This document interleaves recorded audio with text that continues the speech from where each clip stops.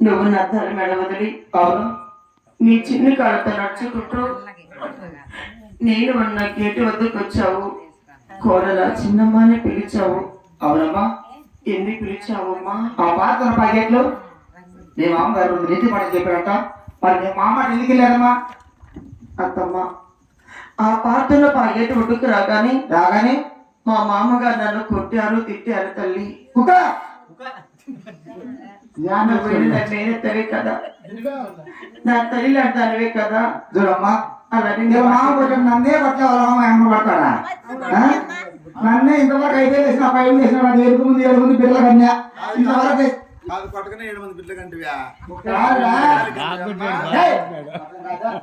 చేసిన అమ్మ ఇంతవరకు కొట్టినాడు కానీ ఆయన కొట్టాడంట. కొట్టాడు అత్తయ్యా అంట.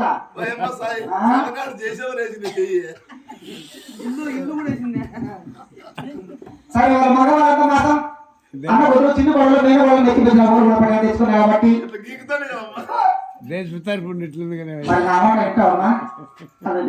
నా చిన్న కొడలు కదమ్మా, ఎంత ముద్దుగా అంటే నా మేన వాళ్ళంతా నా పోడితే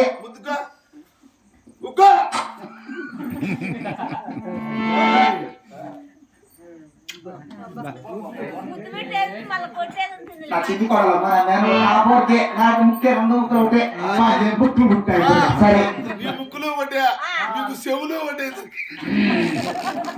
సరే అమ్మా, నేను ఎలా పడతాను? ఓం నమః శివాయ.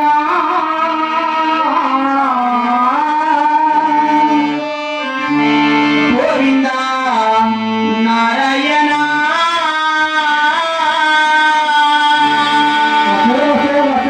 కొడలా అలా నేను ఎలా పడితే ఎలా పలకాలి.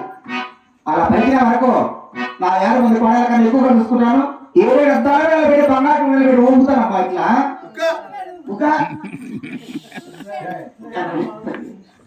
పెట్టావా?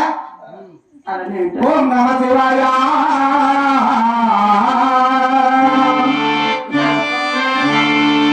గోవింద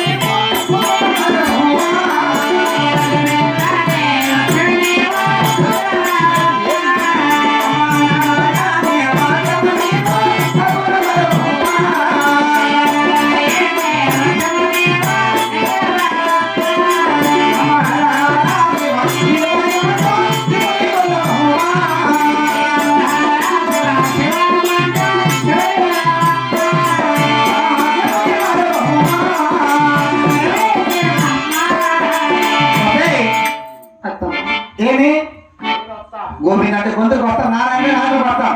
ఆదేశం వచ్చా, ప్రదేశం వచ్చా, జోలి వచ్చా, జొమ్మ వచ్చిన పట్టణంలోకి గోవింద నారాయణ అంటే గొంతుకు వస్తాము, నారాయణ అంటే నాకులు వస్తాం. శంకరాయ